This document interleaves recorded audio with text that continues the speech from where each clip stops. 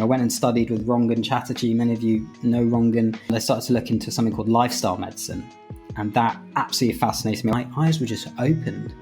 My eyes were open to the effects it has on our immune system, to how it's the pathway to joy, to how it motivates you, to how it prevents anxiety and depression.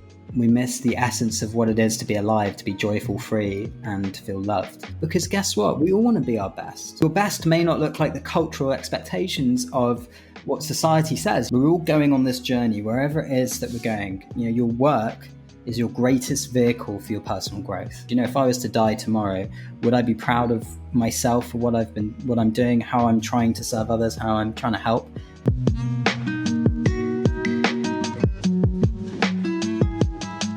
Welcome to the Mindful and Driven podcast, where we help you to not decide what's really important while chasing your dreams. Today's guest is Dr. Nilesh Satguru, who's a high-performance coach, medical doctor, and speaker. In his coaching, he blends the science he's learned from his medical career with compassion to teach people how to be the best they can possibly be, but also the kindest they can be too, and the most compassionate to others. Like many of us, he put so much pressure on himself when he was younger and went through all the right steps, became a doctor, but he realised that that pressure was crippling him, and he rediscovered compassion, which makes him who he is today, and he's able to help CEOs, executives, and high performers across a huge range of different industries. It was a really insightful conversation. Let's go on to the show.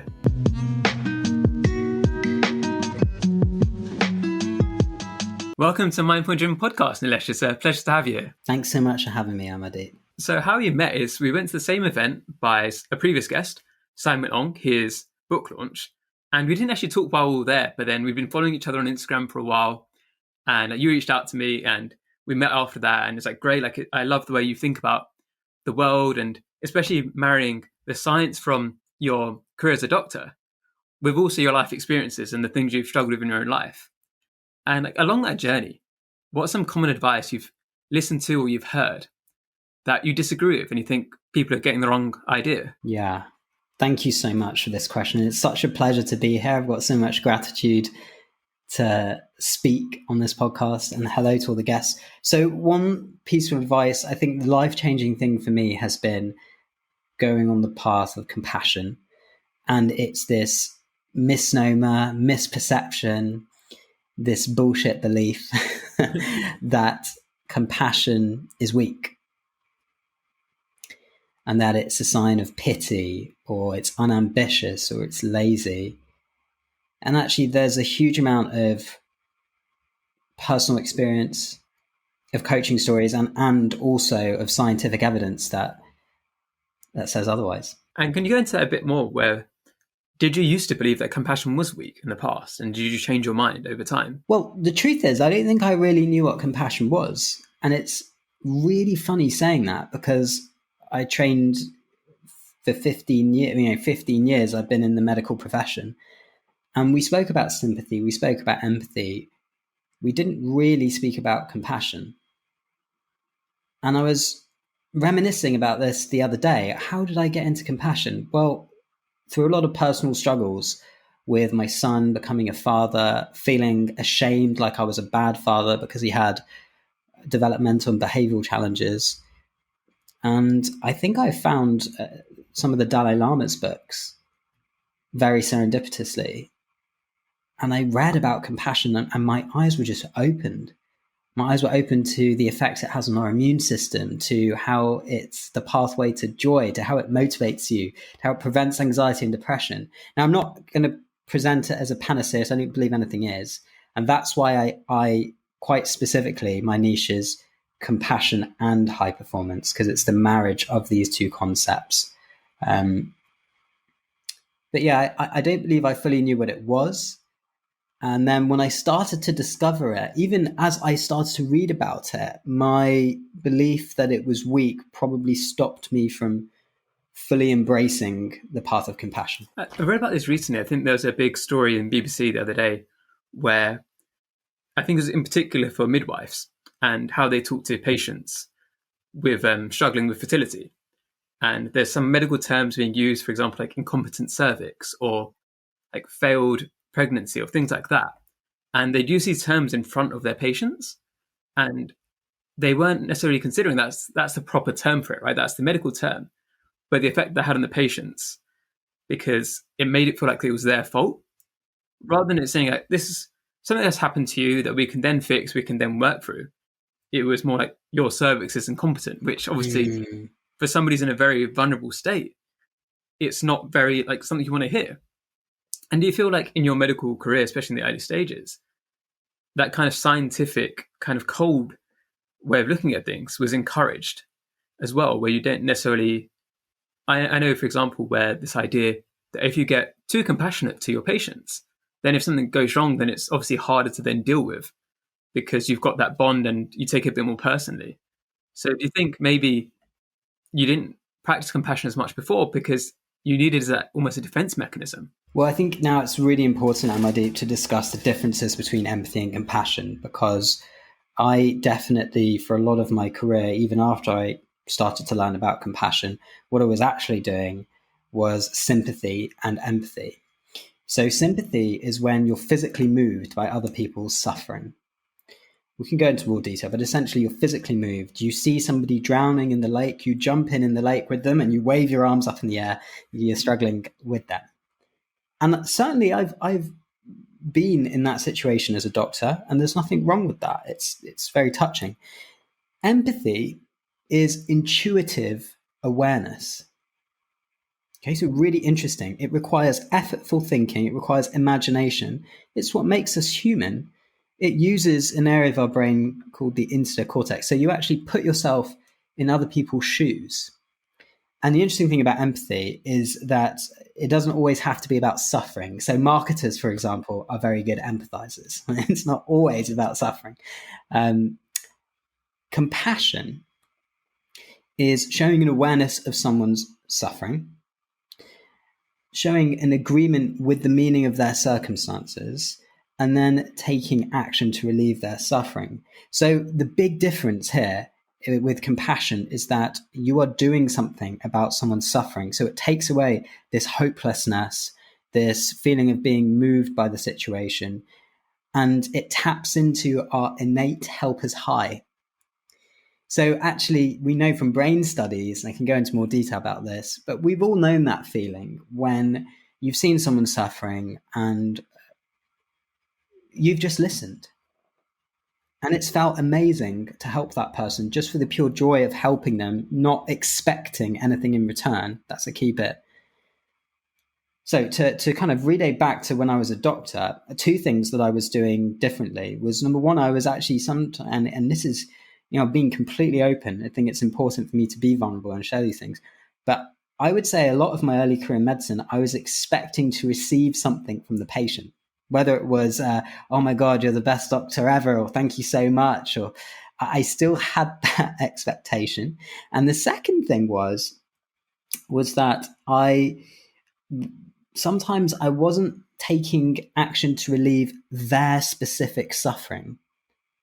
I was taking action on what the textbook said. And this is a really important point. And I know people listen to this be like, oh, yeah, my doctor didn't listen to me, didn't hear me, didn't really take into account what was going on. And I hope that makes sense. Yeah, it definitely does. And do you feel like once you learned compassion and you started working with that more yourself, that it obviously bled into all areas of your life, not just your work and being a doctor, but also your relationships and with your kids and helping them to grow and develop, and even your friendships? Where do you think compassion has really helped you in strengthening some of your relationships? Yeah, well, there's one story in particular, and I mentioned my son already. I mentioned this, so I'll go into a little bit more detail. But it was back in, it's been 2019, 2018, and we'd known for a while that my son, Freddie, was a little bit different. He would scream unexpectedly. He wouldn't make eye contact. He was slightly delayed in his social development. And as time went on, it progressed with inattention, with behavioral troubles. And I remember one day in particular, I took my son out to the park, and it was the winter in the UK. It was cold and it was muddy and it was raining. And he, as he does, he wanted to kind of run across the field when we were about to go home. And without really understanding him, I picked him up and he got really upset and he ran off and he fell and slid in the mud and he was covered in mud. So I picked him up out of the mud and I took him into the car and he was screaming. If anyone has a child who's not neurotypical, they'll know what I mean by this. I mean, he screamed for quite some time. And I got back home after that and I just sat and I cried in my kitchen. I just didn't know what to do. I thought, God, I'm the only person who's suffering with this. And do you know what was really crazy about this is what I was thinking about was me. How am I going to cope? How am I going to have a child with these kinds of struggles? And then also it was my perspective. What are we going to do if he doesn't cope at school? All of these things.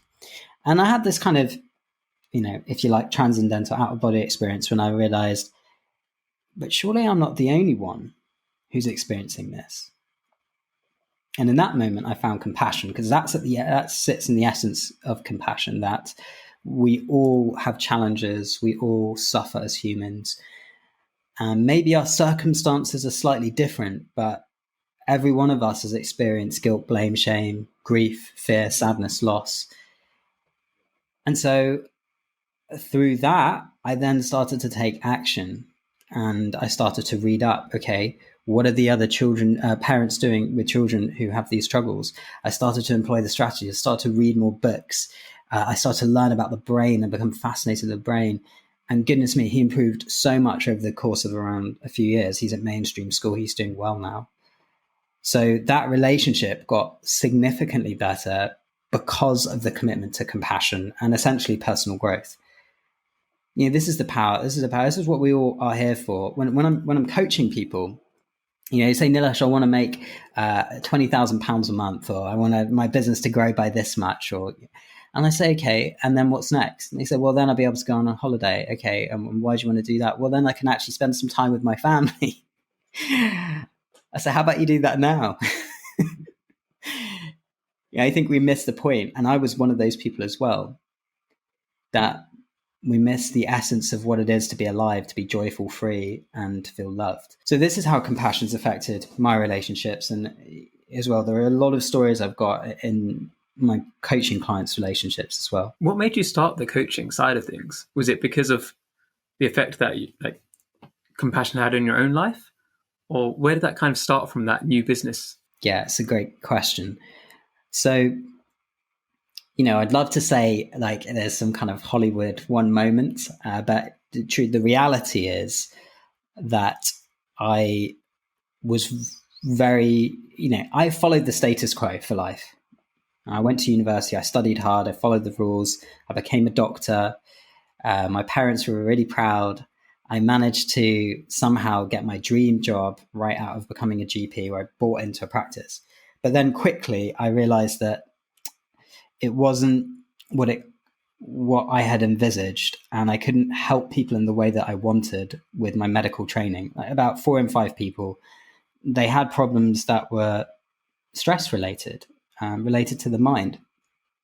So I started to delve deeper, and I started to look into something called lifestyle medicine, and that absolutely fascinated me. I went and studied with Rangan Chatterjee. Many of you know Rangan, and that was amazing. But in learning about lifestyle medicine, again, it led me deeper and deeper into the mind and how we only engage with difficult habits because of our own internal resistance to what is.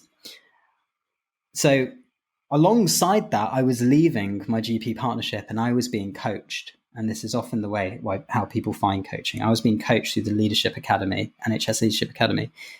And serendipitously, she reached out and said, my amazing coach, and said, look, you seem really interested in coaching. Would you like to train? And that's how I started on my path to coaching. Of course, it's been a much longer path than that to what I'm doing now. But I would highly recommend it. If anyone's thinking about it, I would highly recommend getting a coach if you have any dreams, hopes, and desires that you're going towards. And just learning more about the industry. Hi everyone, I hope you're enjoying the episode so far. I want to take a quick break to ask you to check in on yourself. There's many people struggling with balance, and there's nothing to be ashamed about. The tips that my guests and I share can hopefully help you along the way. But if you already feel overwhelmed or burnt out, it's probably best that you ask somebody for help too. For some, this might be a friend or family member, but others might feel like they have nobody they can talk to. If you're one of these people, check out the link in the show notes. It's for United for Global Mental Health. They've got helplines all across the world with people willing to listen on the other side. It's important to let somebody know how you're feeling. Now, back to the show.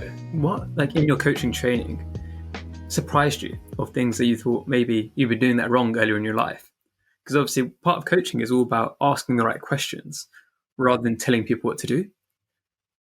Was there any other things like that which really surprised you that were really effective in helping people that maybe you hadn't learned in the past and you hadn't been using those techniques when you were younger? The first is the lamppost metaphor, which is there's so much value, and it's actually very difficult to do, but people don't need to be fixed, they need to be understood. And one of the most powerful ways you can help someone be understood is to be a non-judgmental, open guide for them. And some people listen to that and go, wow, that sounds really easy. It's really not, because you have to come completely out of your own head and be completely present with the person at hand. Put away all of your past limiting beliefs, which is why actually I believe anyone who wants to be a coach, it's essential that you get a coach and that you go very deep into your own work. You can't be fully present with someone if you are relating all of their stories to yourself. Some of that's natural as a human, but the more you practice. So that's the first lamppost metaphor. The second thing is coaching, you're right, it isn't about the answers, but it's about helping people see something that they can't see. And this is such a beautiful moment when it occurs, and often it occurs outside of the session. But my role as a coach is not to be a guru, but it's to be a guide. To guide people to unleash the veil of what they believe to be true and to see a new path. And then the third one, which I struggled with for a long time, is to challenge them. People only want to be challenged when they are in a compassionate space, when they feel connected and listened to and heard. But people love to be challenged because guess what? We all want to be our best. Now, your best may not look like the cultural expectations of what society says. Your best may be raising, a farm with chickens and a family of 4 amazing kids. That would be, if that's your best, that's beautiful. That's amazing. And in fact, some of my clients have been like that, and that's a wonderful thing. But we all look for our innate potential. And again, compassion helps you do that, because once you fully accept yourself, as Carl Rogers says, then you can truly change. So did you get coaching yourself before you started coaching other people? And what did they open up in you? What did you learn about yourself from that coaching? Wow. Yes. So I've invested dozens of thousands in coaching. I'm somebody who, over time, the number one thing it changed is I became someone who started to live with more integrity. And I think that that's really important to say, because if we're being truthful with ourselves, that most of us, and me too, I was living as a reactive pinball to life. I was not conscious of how my thoughts, words, and actions led to my results. So the most important thing it taught me was to practice and live with integrity. It also taught me how scared I was about a lot of things. And I still am fearful of things. Of course, I mean, anyone who says that they aren't I believe, is not woken up to their truth. We all have fears. But when I went through coaching and the multiple times I've gone through it, it's been about changing my relationship with what I'm resisting. I think that people have another kind of BS belief that joy is a diagnosis of inclusion. We want our lives to be joyful, right? Everyone would agree with that. Joyful, loving, free. But actually, joy is the absence of any resistance. Let's think about this for a minute. When you get on holiday, say, and you get on that sun lounger, you're there on holiday. What's that first thing you do? You sigh, you release. There's no resistance to anything that's going on. You don't want anything to be different. So coaching really helped me change my relationship to that, to see, okay, what am I resisting here? How can I release? How can I lean into it, embrace it? And what a powerful skill, because the resistance comes, and as you climb the ladder, it comes thick and fast, right? Even more. So if you can change the way you relate to yourself, you're on an amazing journey. Looking at that now, because you obviously made quite significant changes to your own life in the last few years, what's something you're working on now? Like, how are you trying to improve yourself now? Because obviously the journey of self-improvement never really stops.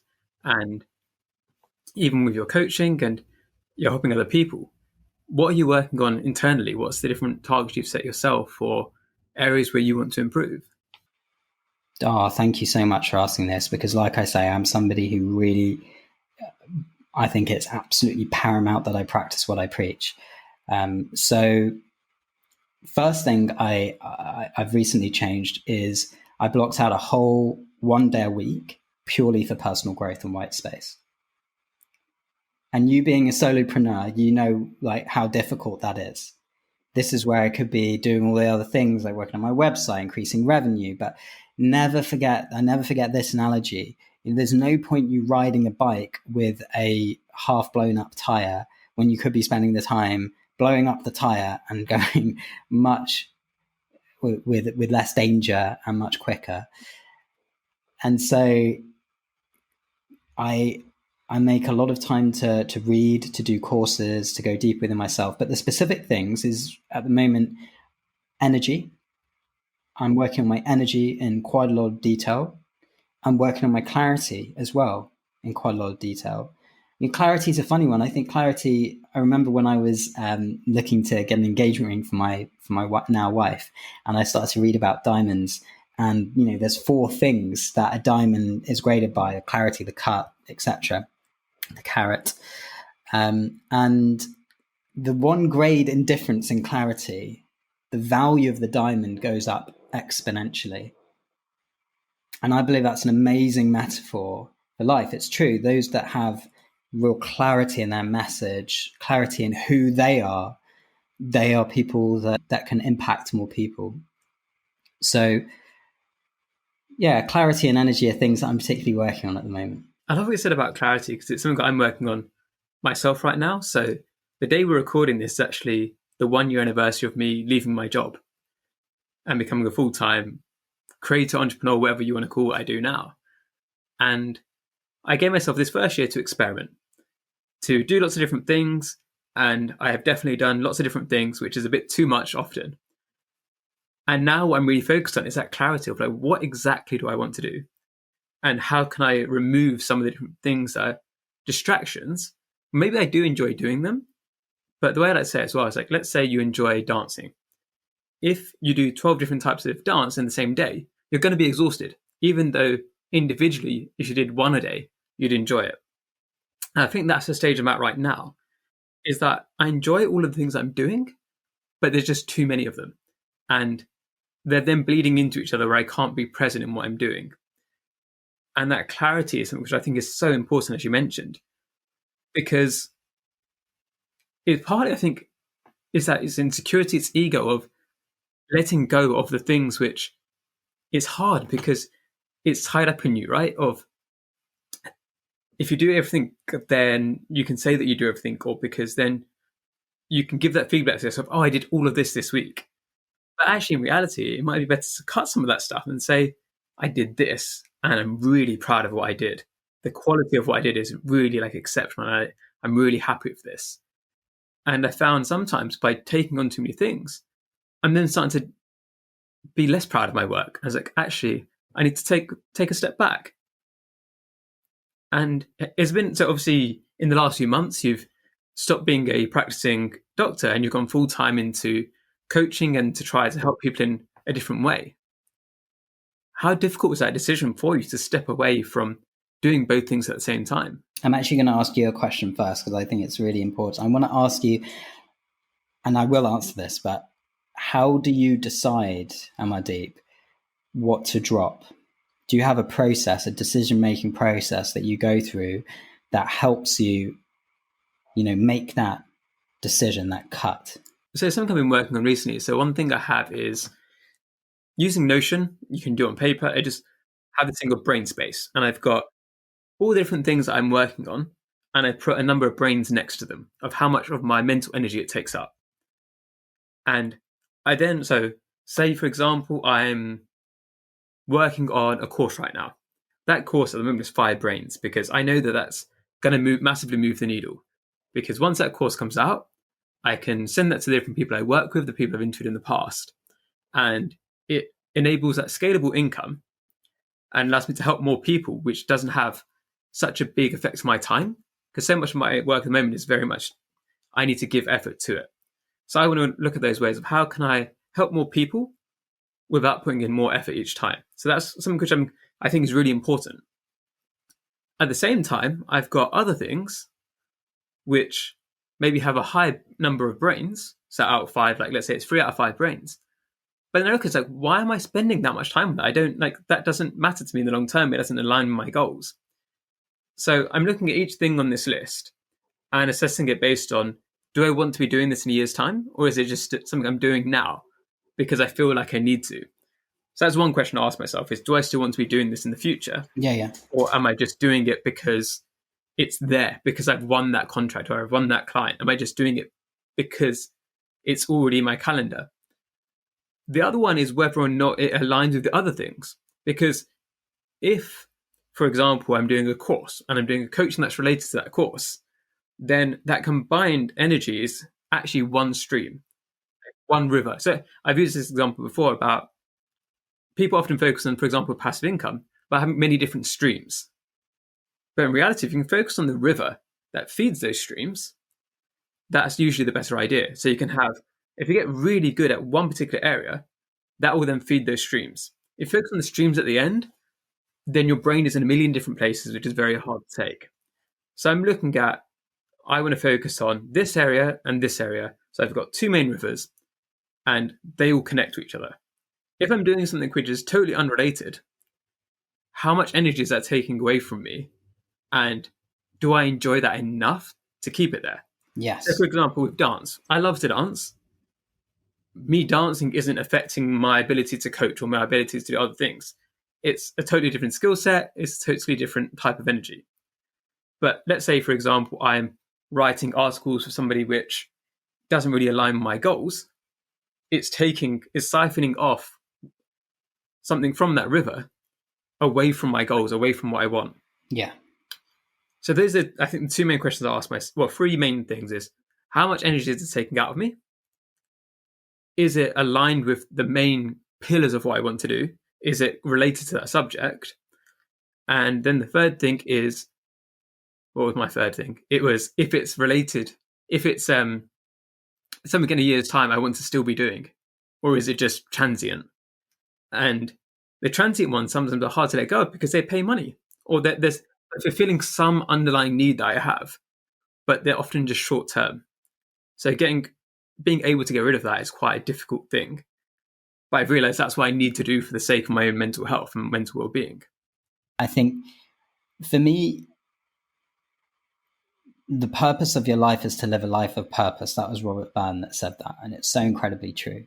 We're all going on this journey, wherever it is that we're going. Your work is your greatest vehicle for your personal growth. Every step that you take teaches you more about yourself. And what I mean by that is, if you're going on a journey, let's say for me it was medicine, and I felt like I wasn't learning as much about myself as I would do by going on the journey of coaching. And the other thing for me was that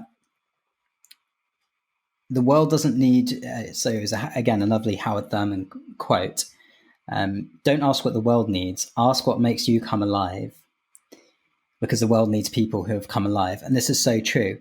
So when I was making that decision to go on sabbatical from medicine, there were a few questions that went through my mind. The first one, and this is going to be a very powerful one, especially if you have a close relationship with your parents or loved ones, was I read in a book and it said, what would you do differently if your father was dead? incidentally, 2 months later, my dad did die quite unexpectedly. Well, he was chronically unwell, but it was unexpected. And the first thing that came to mind was I would go on sabbatical from medicine, which showed me that it was one of these kinds of attachments that I had because I didn't want to feel like I was letting down my father, who had always wanted to be a doctor himself and was so proud that I had become a doctor. But it wasn't making me come alive. It wasn't, I still loved medicine, but the desire to impact people in the coaching world was so much higher. That was the first thing. The second thing was about what would I love? What would I absolutely love? Now, I think people get a bit confused with this word love, and me too. For me, love isn't just, everything is amazing, everything's perfect. I love my kids, and they're difficult sometimes, but I accept them. And I want them to grow, and I want us to grow together. So love is acceptance and growth. It's unconditional acceptance and growth. Was I prepared to unconditionally accept medicine? Was I prepared to do that? No. I mean, the answer was that coaching was giving me more of that unconditional acceptance and growth. And so that was the other reason. Last of all, it came down to values. And my 4 values was compassion, openness, growth, and challenge. And I believe that going on this journey, again, I like to kind of live from the end. If I was to die tomorrow, would I be proud of myself for what I'm doing, how I'm trying to serve others, how I'm trying to help? Yes. Would I have been disappointed in myself if I'd stayed in medicine? I probably would have. Because our life is so precious and our time here is limited. And so, it's a paradox that we have. We say, when I'm 40, I'll start that mission. When I'm, got a few more dollars in the bank or pounds in the bank, I'll go on that dream holiday. I'll spend more time with my spouse and my loved ones. But people forget that there's such uncertainty about the future. And, when you really live into that, like for me, my eyes have been opened, and I think, you don't really know what can happen tomorrow. So it's important you live today so that you amaze yourself and you're proud of what you do. Looking forwards now, what are your goals, or what you're trying to work towards with the coaching and what you're working on now? Because am I right in thinking as well, your wife is working with you too? Yeah. It's become a little bit of a family business. Yes. Yeah. So my wife's, it's absolutely amazing that that's happened, because I never would have, again, we just don't know what happens in the future. And there's been incredible growth in the way that we interact with each other as well, which has been amazing. Yeah. So with the coaching, I've got kind of 3 main wings, as many coaches do. On one side, it's the coaching, elevating entrepreneurs beyond their best. And really, it's impacting people who are looking to serve others, looking to go inwards so that they can give outwards. And that could be a leader, an executive, an entrepreneur, a creative. It's a broad range of people, but they're all willing and committed to going in so they can serve outwards. And I'm really, really enjoying, for me, it's about coaching people that I believe are inspiring. And that's very important to me. And that doesn't necessarily mean that they have loads of external success. It just means that they are somebody who's on that path of personal growth. So that's the coaching wing. And I've got my one-on-one clients, which I'm connecting deeper with at the moment. And really, I've got really enjoying having these long 1-year contracts, amazing relationships with them. The other 2 areas is speaking, which I'll be developing a bit more as time goes on, and writing. Now, with these things, as many of you guys will know listening to the pod, I've decided to make my primary focus of interest coaching for the time being, because I believe it's where I'm able to deliver the most transformation to someone and provide the most value. And so, although I have these streams going on in the background, just like you were talking about, Amadit, I'm on purpose, I'm not focusing as much on the others, so that I can, build that element a little bit more. It's probably important to say the biggest mistake I've made in my entrepreneurial career so far is trying to run before I can walk, and believing the business was older than it was. I've run 2 group programs which have been successful and brilliant. I've had one-on-one clients. I've had some really wonderful things happen, but also I've overcommitted, which I know that you can relate to. I've been overly optimistic, which is definitely something that's possible in entrepreneurship. And so I'm paring back now, and I'm just sticking to, like you spoke about, just a few goals, but trying to go really deep with them so that I can serve people in the most impactful way, help them become compassionate high performers, basically. So if there's one mindset shift you think people listening today should make, that would make a really positive difference to them, you could only pick one, what would it be? Choose compassion, focus on connection. It's a mantra I've been saying to myself for a very, very long time. If there's one mindset shift, it's to choose compassion for yourself, for others, for the world. Why? Because, when you really pay attention to your emotions, you'll realize that more often than not, that we are in a state that's one of challenge, suffering. And if you can learn to master that, if you can choose compassion for yourself in those moments and compassion for others, it's the pathway to joy. And then connection. Now, I love speaking about the science. Hopefully it won't bore anyone, but I really love speaking about the science of connection because it's truly amazing. So an 80-year study from Robert Waldinger that's come out of Harvard shows us that having good quality relationships is the thing that relates most to longevity of health and happiness. But our instincts and society and culture tells us more, bigger, earning more, booking our calendars full, not taking the time. The truth is, the reason why it's important to learn how to be productive is so that you can spend time on things that take time. You can't rush a bath time with your child or a date night with your partner or, finding the right partner. You can't rush those things. So choosing connection is the thing that's going to make you healthiest and happiest. And we also know from Martin Seligman and Ed Diener that the top 10% of happiest people in the world, again, have the closest social relationships. So if you're struggling, if you're in a difficult time, if you're feeling overwhelmed, stressed, burnt out, choose compassion for yourself, for others, and just focus on openly connecting with people. And through doing that, I believe that that's the most powerful mindset shift you can make. I've really enjoyed talking to you today, Nilesh. Where can people listening who maybe aren't familiar with your work yet, where can they hear more about you and more about what you're up to? Thank you, Amadib. Yeah, it's been a real pleasure to speak to you too. It's been awesome. I've enjoyed it a lot. So you can find me on Instagram. I'm most active on Instagram at Dr. Satguru. That's DrSatguru. Also www.drsatguru.com. Very simple and straightforward. Yeah, I would love to hear from people. I love to connect, as I said. Do drop me a message, a DM. Share with me about your hopes and dreams. I'll ask you about your hopes and dreams. And don't forget to choose compassion and focus on connection. So the final question I ask everybody, and so we end the podcast off on a positive note, is what's one small thing that's brought you joy recently? Oh my gosh. Really simple things. I believe the best things in life are free. Absolutely true.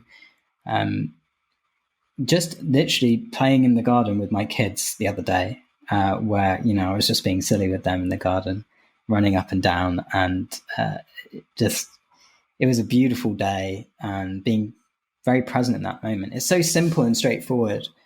And yeah, how many times in the past would I not have been present in that situation? Oh my gosh, so many times. So that's one thing that brought me joy.